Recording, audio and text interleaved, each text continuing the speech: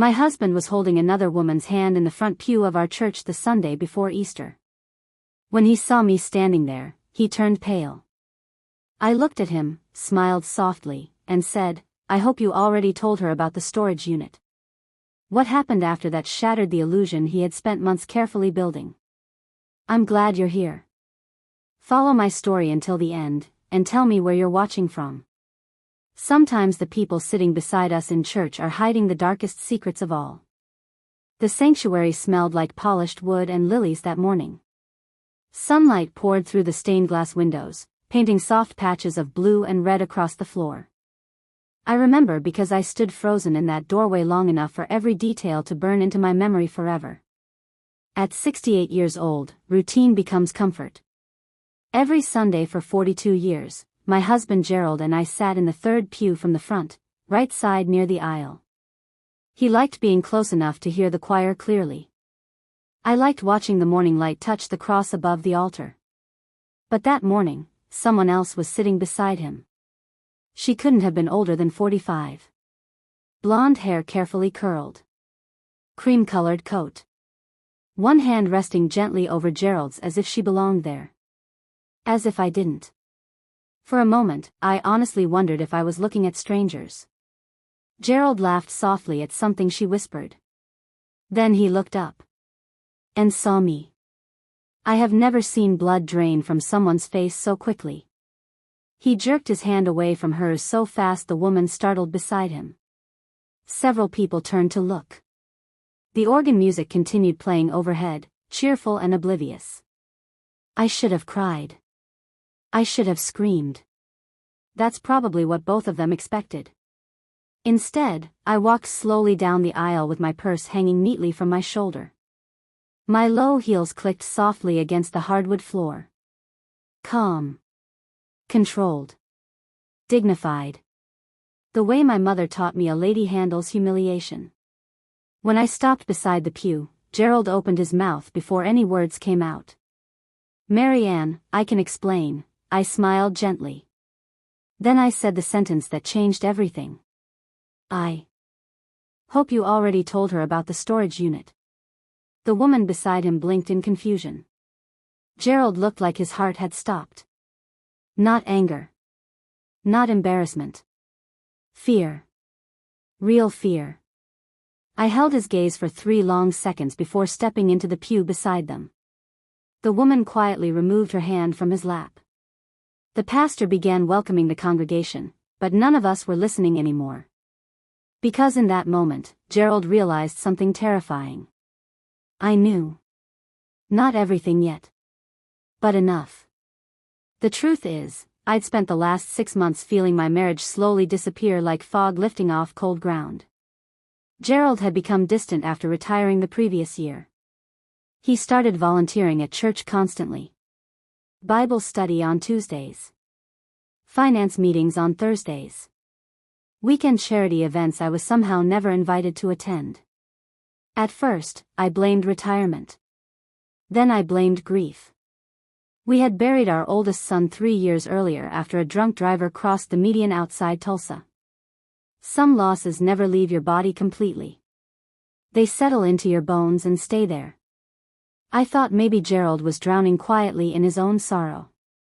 I didn't realize he was building another life while I sat alone at our kitchen table every night reheating leftovers for one. The storage unit was the first crack in his perfect little performance. 3 weeks earlier, a receipt had fallen from his coat pocket while I was doing laundry. A monthly payment for a storage facility 20 miles outside town. Gerald hated storage units. Said they were where people kept junk they were too cowardly to throw away. So why did he suddenly have one? I didn't ask him. At my age, you learn something important about betrayal. The moment you confront people too early, they start hiding the evidence better. And I had a feeling whatever Gerald was hiding would destroy far more than our marriage. I didn't sleep after that Sunday service. Gerald came home nearly an hour after I did, claiming he had stayed behind to help count donations. The same excuse he'd used so many times lately that the words sounded rehearsed now, polished smooth from overuse. I was standing at the kitchen counter slicing. Carrots when he walked in through the garage. Neither of us mentioned the woman from church. That was the strange part about betrayal. Sometimes the silence around it became louder than the betrayal itself. You left early, he said carefully, hanging his keys beside the refrigerator. I had a headache. He nodded too quickly. Relief flickered across his face when he realized I wasn't going to confront him immediately. I continued slicing carrots into perfect little circles. Steady hands. Steady breathing. You want pot roast tonight? I asked. Sure. 42 years of marriage reduced to one-word answers and fake normalcy. The kitchen suddenly felt too small for both of us. That night, I lay awake listening to the ceiling fan click softly overhead while Gerald slept beside me. Or pretended to. Around 2 a.m, he quietly reached for his phone. The screen illuminated his face blue in the darkness. I kept my eyes closed. A few seconds later, I heard the faint sound of typing. Then another sound I hadn't heard from my husband in months. A soft laugh. Quiet. Intimate.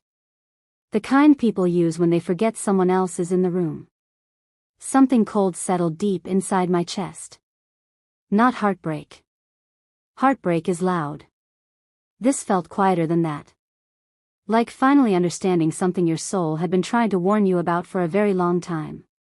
The next morning, Gerald left early for what he claimed was a church finance meeting. I watched through the living room curtains as he backed his silver Ford Explorer down the driveway. Then I waited exactly 10 minutes before grabbing my purse and car keys. I wish I could say I felt dramatic following him across town. I didn't. Mostly, I felt tired. Tired in the way women my age become tired after decades of carrying marriages on our backs while pretending not to notice the cracks forming underneath us. The morning sky hung gray above Tulsa as I followed his SUV from a careful distance. He didn't drive toward church. He drove east. Toward a newer part of town filled with expensive condos, coffee shops, and boutiques that sold candles for $40 each.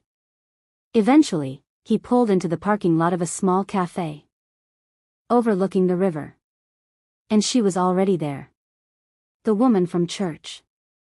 She stood when she saw him approaching. Smiling warmly. Familiar. Comfortable.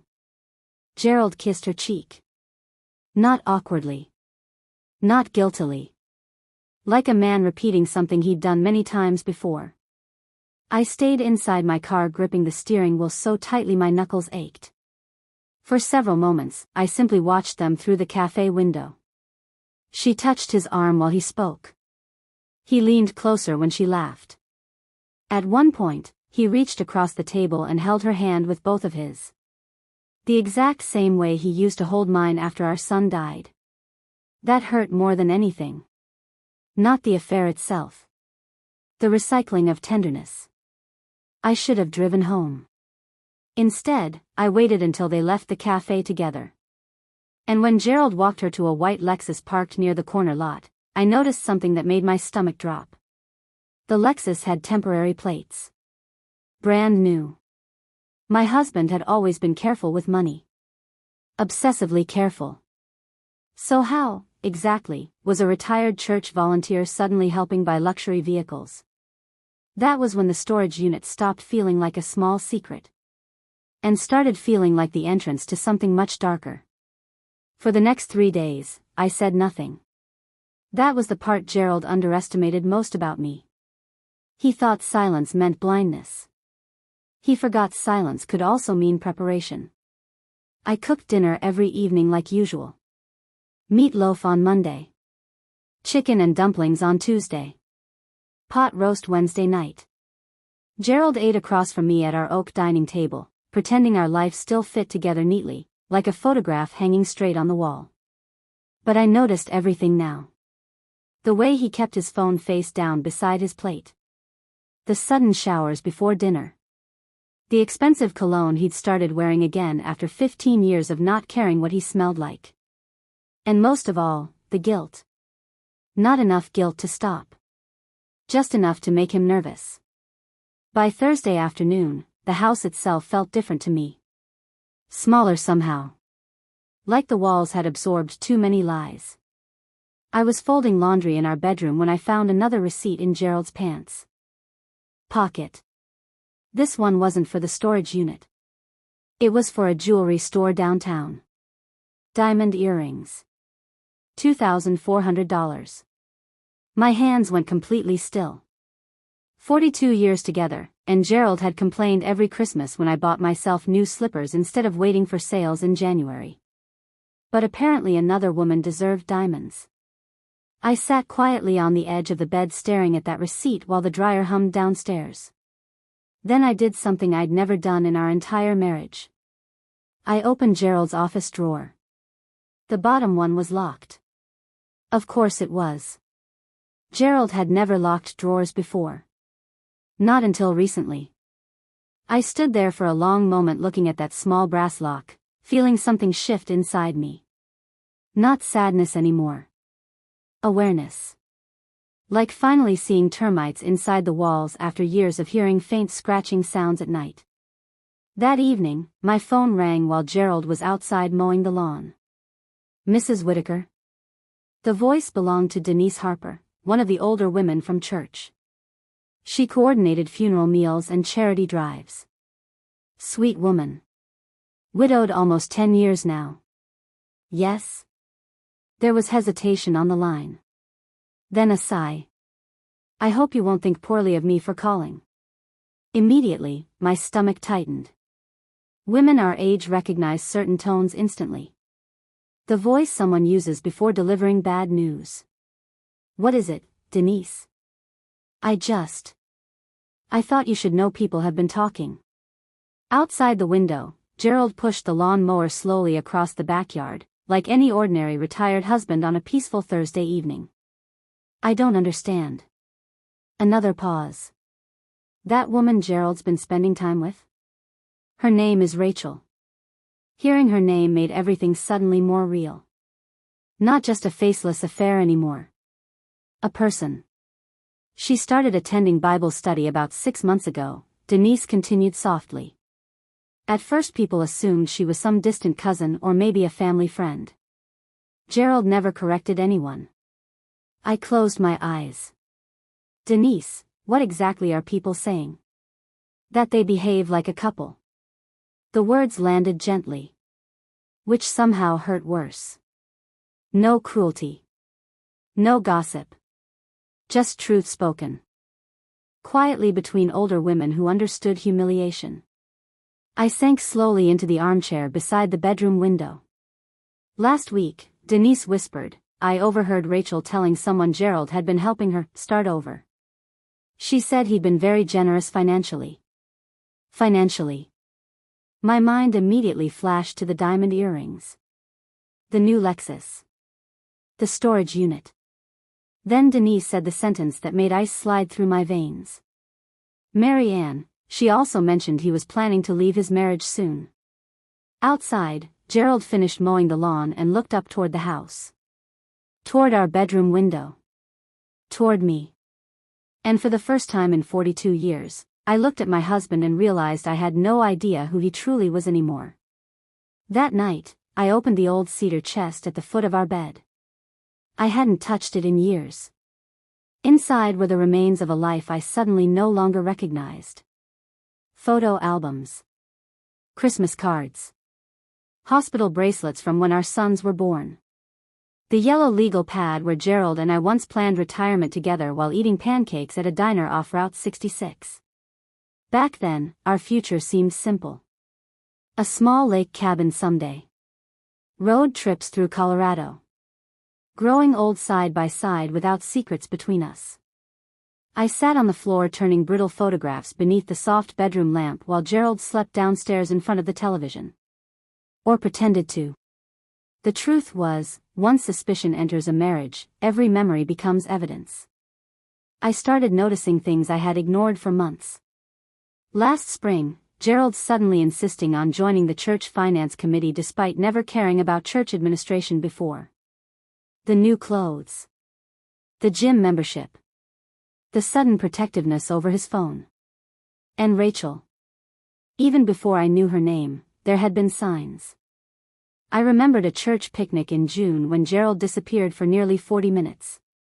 When he returned, Rachel walked back from the parking lot a few minutes later carrying lemonade neither of them drank. At the time, I dismissed it. Now the memory felt contaminated. Another image surfaced. 2 months earlier, I had walked into the kitchen late at night and found Gerald smiling at his phone. Not reading. Smiling.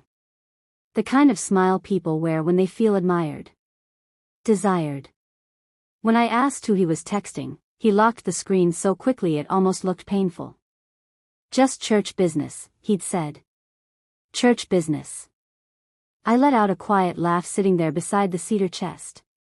Bitter enough to surprise even me. Outside, rain tapped softly against the windows. Tulsa storms always arrived heavy in spring, thick clouds rolling over the neighborhood like dark waves swallowing the sky. I used to love rainy nights.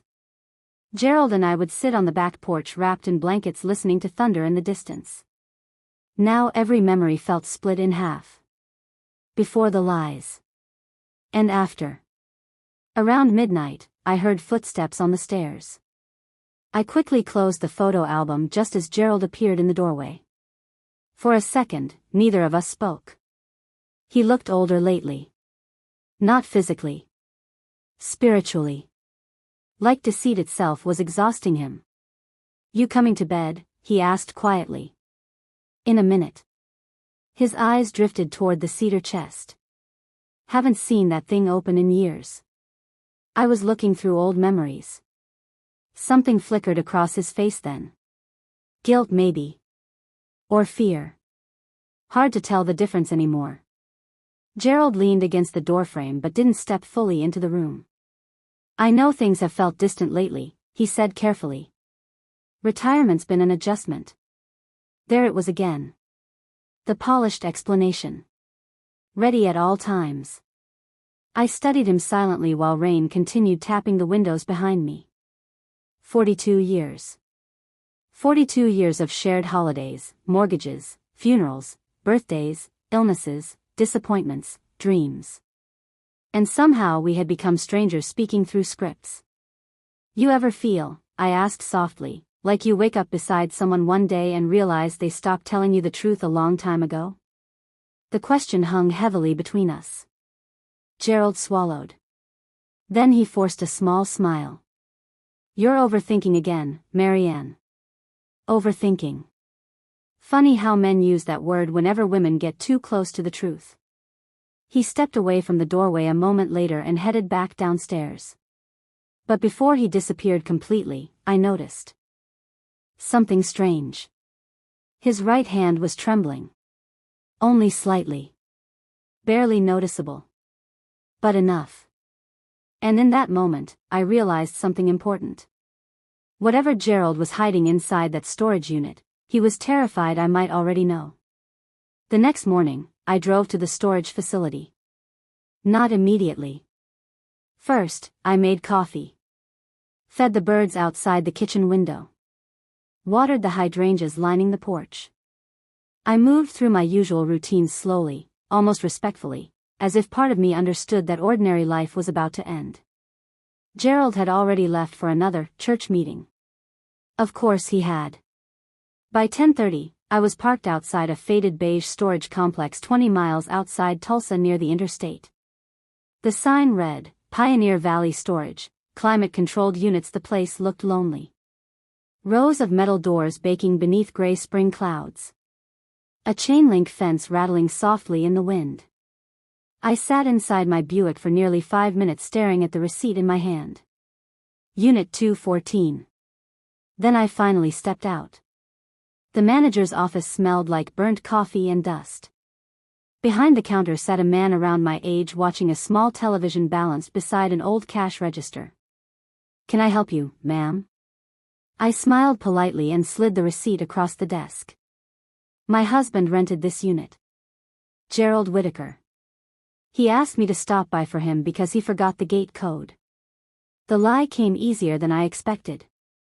The man typed something into his computer. Then frowned. You're Mrs. Whitaker? Yes. He relaxed immediately. Oh. He talks about you all the time. That almost made me laugh. Instead, I simply nodded. A moment later, he handed me a temporary access card and scribbled the gate code onto a sticky note. Units toward the back left corner. I thanked him and walked back outside feeling strangely calm. Maybe shock eventually burns itself out. Maybe there's a point where pain becomes too large to fully enter your body all at once. Unit 214 stood near the far edge of the property beside a row of overgrown weeds pushing through cracked pavement. My hands shook slightly as I slid the card through the reader. The metal door groaned upward. At first, nothing looked unusual. A leather recliner. Several cardboard boxes. Plastic storage bins. Then my eyes adjusted. Women's clothing hung neatly along a portable rack near the back wall. Dresses. Coats. Shoes. Not mine. A small coffee table sat beside the recliner holding framed photographs. I stepped closer slowly. And stopped breathing. Rachel. Smiling beside Gerald in photo after photo. At a restaurant. At a lake. Standing together outside the church Christmas fundraiser last December. One picture showed Gerald kissing her cheek while she laughed directly into the camera. The intimacy of it made my stomach twist harder than any physical affair could have. This wasn't temporary. This wasn't impulsive. This was a life being built. Carefully. Patiently. Behind my back. Then I saw the filing cabinet. Locked. But unlike Gerald's desk drawer at home, this time the key had been carelessly left sitting on top. My fingers felt numb as I opened it. Inside were folders. Bank statements. Property documents. Insurance paperwork. And on top of everything else, a manila envelope with my name written across the front in Gerald's handwriting. Marianne. I stared at it for several seconds before opening it carefully. Inside was a draft of divorce papers. My vision blurred instantly. Not because I cried. Because suddenly every strange moment from the past year snapped together with terrifying clarity. The late-night texting. The church meetings. The distance. The storage unit. The diamonds. Rachel. Gerald hadn't been confused. He hadn't been struggling emotionally. He had been preparing to leave me while pretending to pray beside me every Sunday morning. But the final page in that envelope frightened me most. Because clipped to the divorce draft was a handwritten note. One sentence. Simple. Cold. Once the house sells, Marianne won't have enough resources to fight anything legally. I read it twice. Then a third time. And slowly, for the first time since all this began, I stopped feeling heartbroken. And started feeling dangerous. I drove home from the storage facility with both hands gripping the steering wheel so tightly my wrists hurt. Tulsa traffic moved around me in a blur of brake lights and gray skies, but I barely noticed any of it. My mind kept replaying that handwritten sentence over and over again. She won't have enough resources to fight anything legally. Not Marianne won't understand, not Marianne will be devastated, no. Gerald's concern was whether I'd have enough money to defend myself. 42 years together, and apparently my husband had reduced me to a financial obstacle. By the time I pulled into the driveway, the rain had started again. Thin and cold. The kind that darkens sidewalks without making much sound. I sat in the car for several moments staring at our house. Our home. The white colonial with green shutters Gerald and I bought when our youngest son started middle school. The porch swing he built one summer after watching a woodworking show on PBS. The maple tree we planted the year we became grandparents. How strange that betrayal can turn familiar places into museums. I walked inside quietly and placed my purse on the kitchen counter. Then I did something Gerald never expected me to do. I called a lawyer. Not just any lawyer. Evelyn Mercer. 72 years old. Sharp as broken glass. One of the best estate attorneys in Tulsa. Gerald hated her because she made women too confident. That alone made me trust her. Her receptionist scheduled me for the following morning. I spent the rest of the afternoon moving through the house like a ghost. Opening drawers. Looking at photographs differently now. There were signs everywhere once I stopped lying to myself. A missing watch Gerald claimed he'd misplaced. Large ATM withdrawals. The fact he suddenly insisted on handling all retirement paperwork alone. Even the church donations had increased dramatically over the past 6 months. I wondered now how much of our money had quietly passed through those holy-looking hands. At 6:15, Gerald came home carrying grocery store flowers. Yellow tulips. My favorite. I nearly admired the performance. Thought these might cheer you up, he said casually. Cheer me up. As if women don't recognize guilt wrapped in cellophane. They're beautiful, I replied. And they were. That was the tragic thing about liars. Sometimes. They still remembered how to love you in small ways while destroying you in larger ones. Gerald studied my face carefully while placing the flowers into a vase beside the sink. You feeling all right today? Just tired. That answer visibly relaxed him. Good. Let him relax. At dinner, he talked about meaningless things. A new family at church. Rising gas prices. A roof repair one of the neighbors needed. Meanwhile, I watched the man across from me with entirely new eyes. I noticed how often he avoided direct eye contact now. How quickly he changed subjects whenever finances came up. How his wedding ring suddenly looked less like commitment and more like camouflage. At one point, his phone buzzed beside his plate. A message lit the screen briefly before he flipped it over. But not before I saw the name. Rachel. My appetite disappeared instantly. Gerald reached for his water glass too quickly and nearly knocked it over. Tiny crack in the mask. Tiny confirmation. You're jumpy tonight, I said softly. He forced a laugh. Guess I need more sleep. Maybe. Or maybe maintaining 2 lives was finally exhausting him.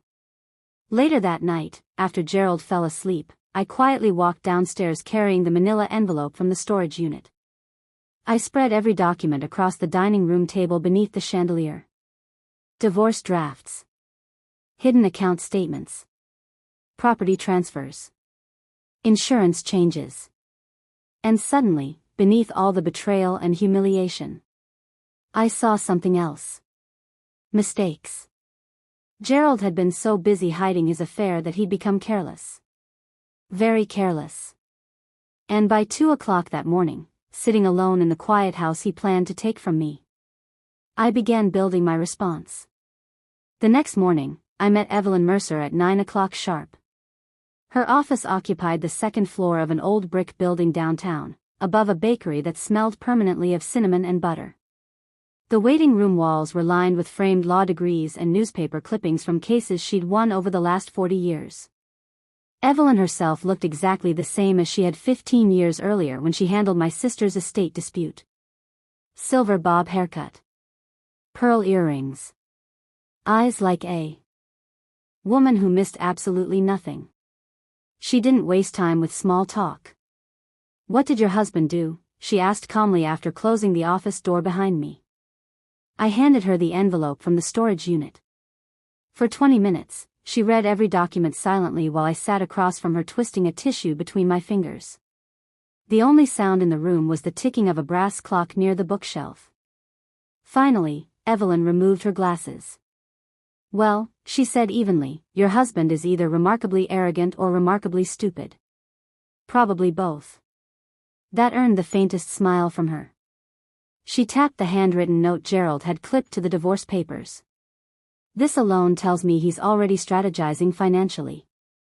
Which means he's likely moved more assets than what you found. A cold heaviness settled in my stomach. How bad is it? That depends on how long he's been planning this. I looked down at my wedding ring. Months, maybe longer. Evelyn nodded slowly, unsurprised. Men preparing to leave long marriages usually rehearse emotionally before they leave legally. That sentence hurt because it sounded true. She continued flipping through the paperwork. Then suddenly stopped. What? She turned one document toward me.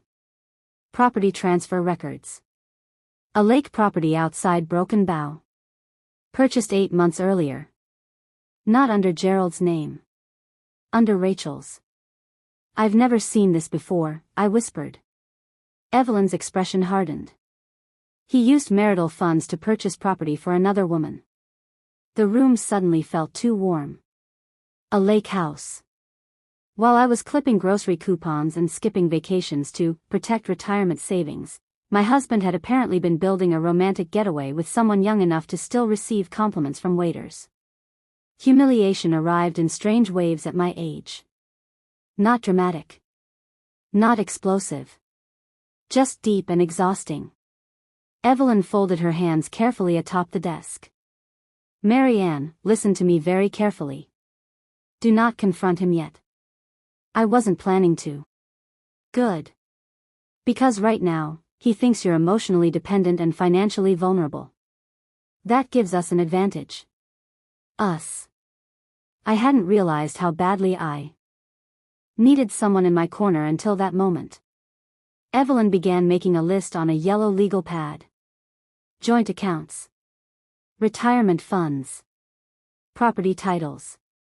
Insurance beneficiaries. Every item Gerald might try to manipulate before filing for divorce. You need copies of everything, she said. Quietly. I nodded. Then hesitated. There's something else. I told her about seeing Gerald and Rachel together at church. The hand-holding. The panic on his face when I mentioned the storage unit. For the first time all morning, Evelyn leaned back thoughtfully. He's afraid of exposure, she said. What do you mean? Affairs are one thing. Public humiliation inside a church community. That's different. Men like your husband build reputations very carefully. That made sense. Gerald cared deeply about appearances. Respectability. Being admired. Which meant his greatest fear probably wasn't losing me. It was losing the version of himself other people believed in. Before I left, Evelyn reached across the desk and placed one hand gently over mine. You are not powerless here, Marianne. I nearly broke then. Not because of Gerald. Because I realized how long I'd quietly felt powerless without admitting it. Outside, church bells echoed faintly across downtown Tulsa as I walked back toward my car. And for the first time since this nightmare began, I stopped thinking like a betrayed wife. And started thinking like a woman preparing for war. For the next week, I became an actress inside my own marriage. And apparently, I was very convincing. Gerald relaxed once he decided I suspected nothing. The tension in his shoulders eased. He started humming again while shaving in the mornings. Even his appetite returned. Funny how peaceful people become when they think they're getting away with betrayal. Meanwhile, I quietly copied everything. Every bank statement. Every retirement document. Every insurance policy. At 68 years old, I spent 3 nights sitting at the dining room table scanning paperwork into a small flash drive Evelyn had given me. People panic when divorce becomes real, she'd warned. Documents disappear. So I made copies before Gerald could erase the truth. The strange thing was how ordinary life continued around all of this. Neighbors still waved while walking their dogs. The mail still arrived at noon. The church choir still practiced every Wednesday evening. Meanwhile, beneath the surface of my marriage, an entire hidden life was rotting quietly. Thursday afternoon brought the first real crack. Gerald was upstairs showering when his phone buzzed on the kitchen counter beside me. Normally, he carried it everywhere now. But people grow careless when they feel safe. The screen lit up. Rachel. And below her name, one message preview appeared before the screen dimmed. Did you tell her about the lake house yet? I stared at those words while water ran upstairs through old pipes in the walls. Lake house. So it was real. Not just an investment property. A future. Their future. Something inside me should have shattered then. Instead, I felt oddly calm. Like finally reaching the last page of a mystery novel and realizing the ending had been obvious all along. I picked up the phone carefully. Gerald's passcode used to be our anniversary. Then our youngest grandson's birthday. But this time, after 2 failed guesses, I paused. Rachel. I typed her birth year from the church directory. The phone unlocked instantly. I actually laughed under my breath. Men risking 40-year marriages for women half their age always imagine themselves brilliant. In reality, they become embarrassingly predictable. My hands remained steady as I opened his messages. Hundreds. Photos. Hotel reservations. Conversations stretching back nearly a year. I forced myself not to react emotionally while scrolling. Evelyn's voice echoed in my head, emotion later. Evidence first, so I photographed everything using my own phone. Then I found the message that changed the entire situation. Rachel, once Marianne signs the revised trust papers, we're finally free. My stomach tightened instantly. Trust papers? I kept reading. Gerald, she won't read them closely. She never does. For several seconds, the kitchen around me disappeared. The refrigerator hummed softly. Rain tapped against the windows again. Upstairs, shower water stopped running. And suddenly I understood something horrifying. This was never just an affair. Gerald had been planning financially around me for months. Maybe longer. The trust. The house. The hidden accounts. The property transfers. Every piece connected now. I quickly forwarded the conversation screenshots to the private email Evelyn helped me create the day before. Then I placed the phone exactly where I found it. Seconds later, Gerald entered the kitchen toweling his hair casually. You all right? He asked. I looked up from my coffee cup and smiled softly. Just thinking. About what? I held his gaze for a long moment.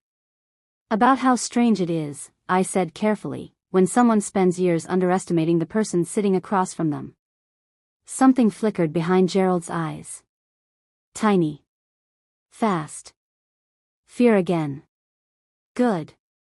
Let him feel it. Because while Gerald still believed he was secretly dismantling my future, he had no idea I was already dismantling his. By Sunday morning, Gerald was watching me carefully again. Not openly. Just little glances over his coffee cup. Slight pauses when I entered a room. The nervous attention of a man beginning to suspect the floor beneath him might not be as stable as he thought. Good. Fear made careless people sloppier. We drove to church together in silence beneath a pale Oklahoma sky. Gerald kept one hand tight on the steering wheel while soft gospel music played through the radio speakers. 42 years married, and I could suddenly hear every uncomfortable silence between us like cracks forming inside ice. You've been quiet lately, he said finally. So have you. He forced a chuckle. Guess we're getting old. No. Old wasn't the problem. Dishonest was. The church parking lot was already crowded when we arrived. Families carrying casserole dishes. Elderly couples walking arm in arm. Children chasing each other across the grass in stiff Sunday clothes. Normal life. That was the terrifying thing about betrayal. It unfolds while ordinary life keeps moving around it completely untouched. Inside the sanctuary, Rachel was already there. Third pew from the front. Our pew. She wore a soft blue dress this time. Tasteful. Conservative enough for church. The kind of outfit designed to say trust me. When she spotted Gerald beside me, her smile faltered almost invisibly. Interesting. So she was nervous too now. Gerald hesitated beside the aisle for half a second before forcing himself forward.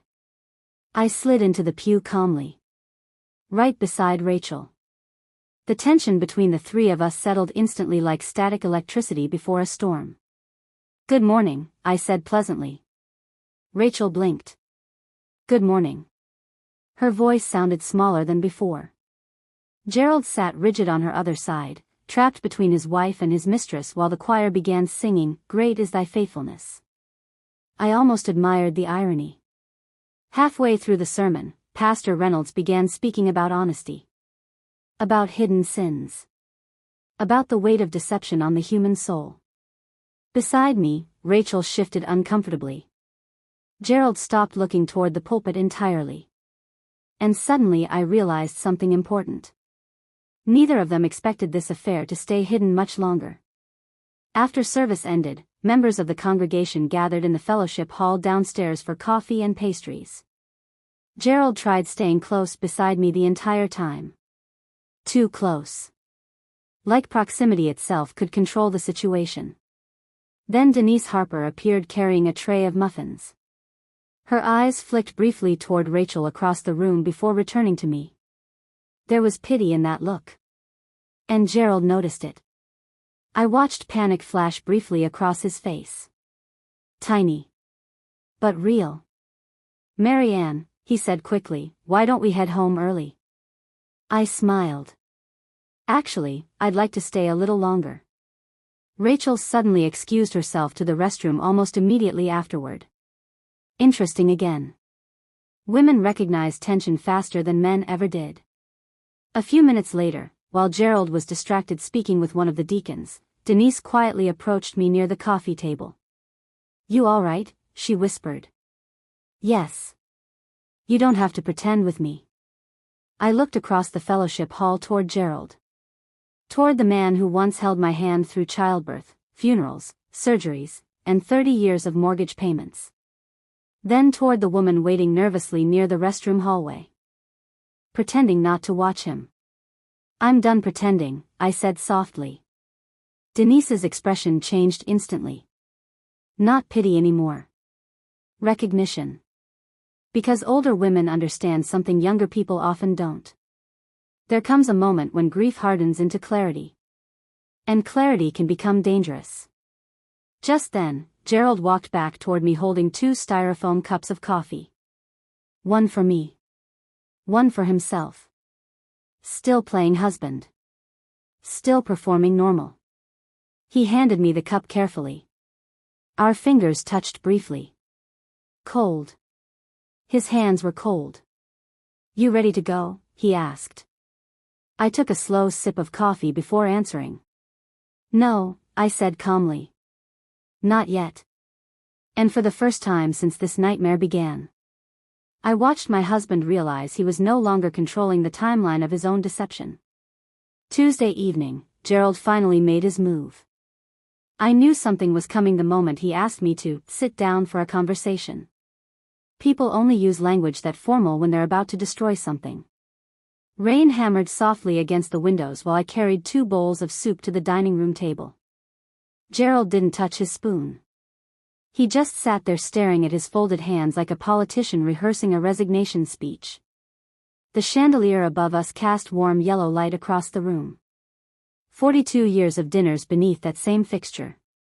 Birthdays. Report cards. Holiday prayers. And now this. "Mary Ann," he began carefully, "I think we both know things haven't been good between us for a while." There it was. The opening line unfaithful people always use. As if betrayal arrives because of mutual unhappiness instead of private selfishness.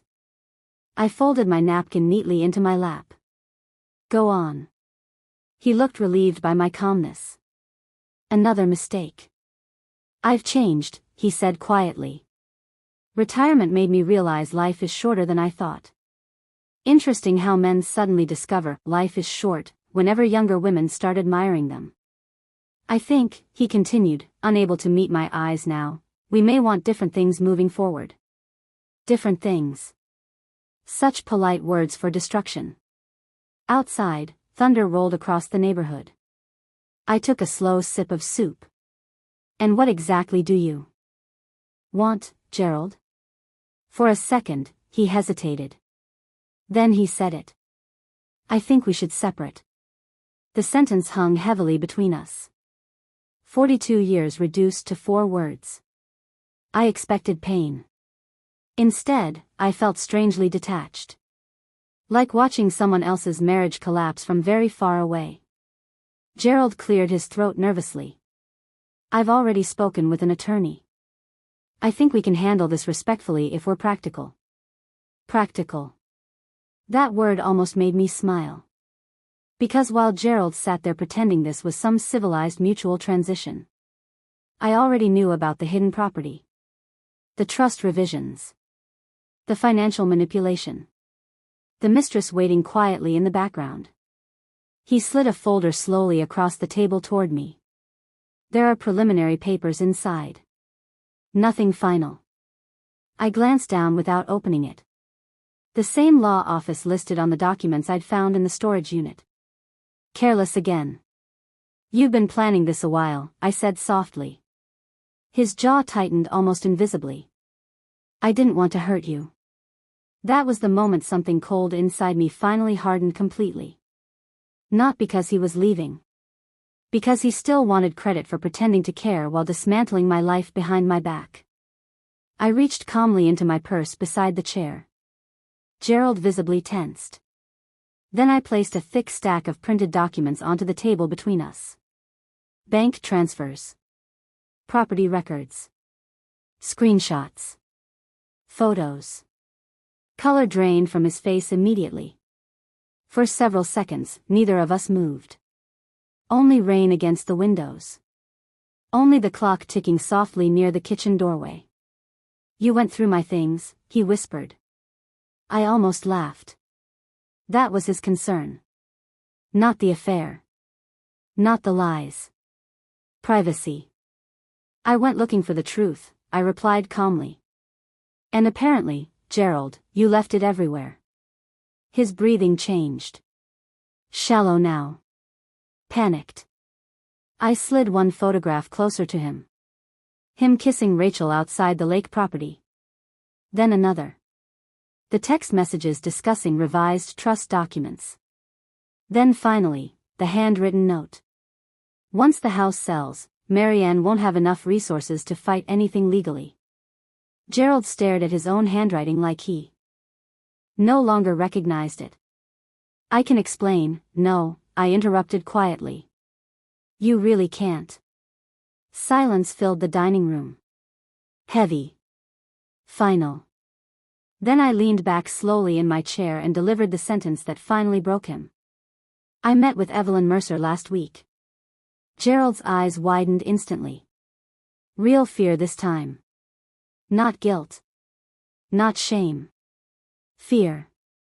Because every powerful man in Tulsa over 60 knew exactly who Evelyn Mercer was.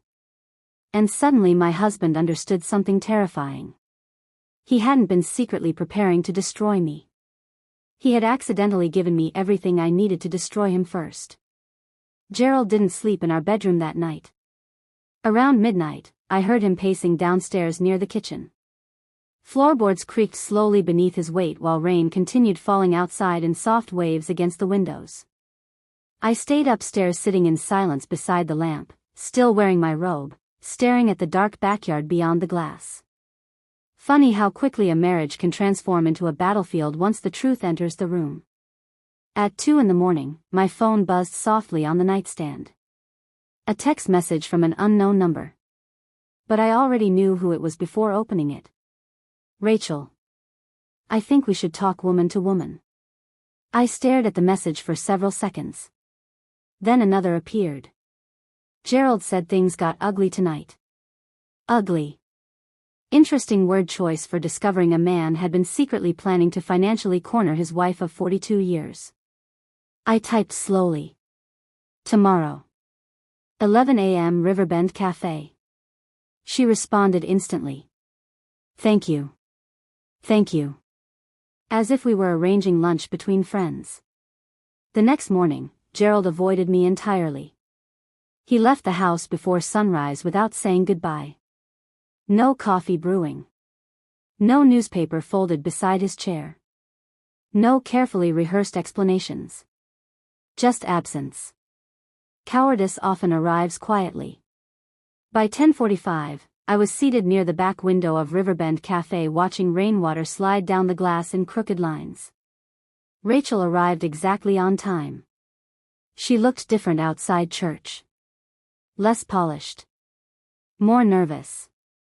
The confidence she wore beside Gerald had vanished completely. She sat carefully across from me, clutching her purse too tightly. "Thank you for meeting me," she said softly. I folded my hands atop the table. "You wanted to talk." Rachel swallowed hard before speaking again. "I didn't know everything." There it was. The sentence mistresses always seem to use once consequences become real. I remained silent. "He told me your marriage had been over for years," she continued quickly. "He said you were emotionally distant and only stayed together because it was comfortable." Amazing how unfaithful men recycle the same script for different women. Rachel's eyes drifted downward. "He told me the trust changes were mutual." That caught my attention immediately. "What exactly did Gerald tell you?" "That you understood the financial arrangements." She hesitated. "He said you didn't care about the properties because you planned to move closer to family." Lie after lie after lie. I suddenly realized something almost pathetic about all of this. Gerald wasn't living two honest lives. He was lying separately to both women and hoping neither compared notes. Rachel looked up again, visibly shaken now. "I didn't know he was hiding money from you." "No," I said quietly. "You just accepted expensive gifts from a married man attending church 3 times a week." Color rose into her cheeks. "Fair enough." The waitress arrived with coffee neither of us touched. Finally, Rachel reached slowly into her purse and pulled out a small envelope. "There's something else you should have." My stomach tightened immediately. Inside the envelope were photographs. More than a dozen. Gerald and Rachel at restaurants. Hotels. The lake house. One picture showed Gerald standing beside a realtor sign outside the property holding champagne. On the back, in Gerald's handwriting, were 5 words, "Our fresh start begins here." I felt something inside me go completely still. Not heartbreak anymore. Just clarity so sharp it almost felt peaceful. Rachel watched my expression carefully. "He promised he was almost finished separating everything," she whispered. Then Sunday happened at church, and he suddenly panicked. Of course he did. Because exposure changes everything. Especially for men who build their identities around respectability. Before leaving, Rachel looked at me with genuine uncertainty. "What are you going to do now?" I slid the photographs calmly back into the envelope. Then I looked directly at the woman my husband nearly destroyed our marriage for. And for the first time, I answered honestly. "I'm going to make sure Gerald experiences the full cost of underestimating me." 3 months later, Gerald stood alone in the same church where he once believed nobody would ever question him.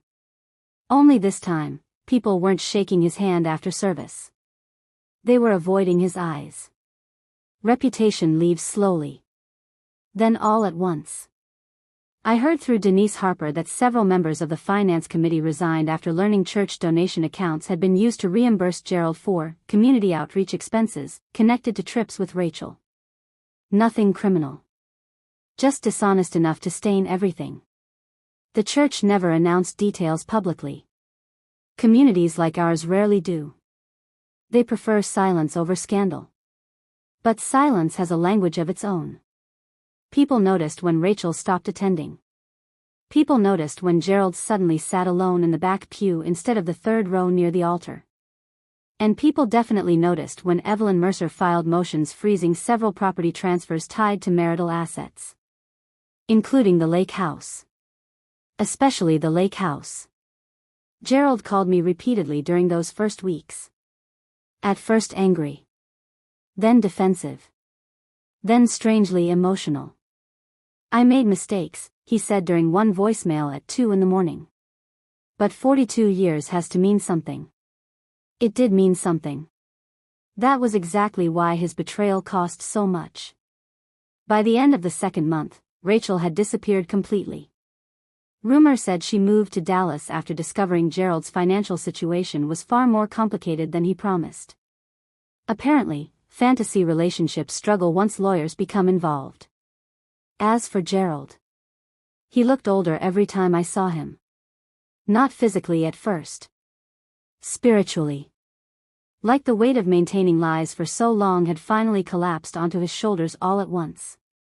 Meanwhile, something unexpected happened to me. I began breathing differently. Sleeping differently. Living differently. The fear that once followed me through every room of that house slowly disappeared. One Saturday morning, I sat alone on the back porch drinking coffee while spring sunlight warmed the garden Gerald used to ignore. Birds moved between the hydrangeas. Wind rustled softly through the maple tree we planted decades earlier. And for the first time in years, the silence felt peaceful instead of lonely. Evelyn helped secure a settlement far different from what Gerald originally planned. The house stayed partially mine. The retirement accounts were audited. The hidden transfers became evidence. Turns out men become far less strategic once judges start reading text messages out loud. Especially messages involving mistresses, hidden property, and revised trusts. Gerald underestimated two things. My intelligence. And my patience. The divorce finalized quietly in late October. No dramatic courtroom scene. No screaming. No revenge speech. Just signatures. Pen scratching across paper. A marriage ending with the same silence that had poisoned it. Afterward, Gerald approached me outside the courthouse parking lot while cold winds scattered leaves around our feet. For a moment, he looked like the young man I married back in 1981. Nervous. Hopeful. Human. I never wanted this to happen, he said quietly. I studied him for a long moment. Then I answered with the truth. No, I said softly. You just never believed your choices would cost you anything. His face collapsed a little after that. Not dramatically. Just enough. I turned and walked toward my car without looking back. Because by then, I finally understood something important. Gerald thought he was replacing an aging wife with a more exciting future. What he actually lost was the only person who had protected his dignity for 42 years. And once that protection disappeared, so did everything else.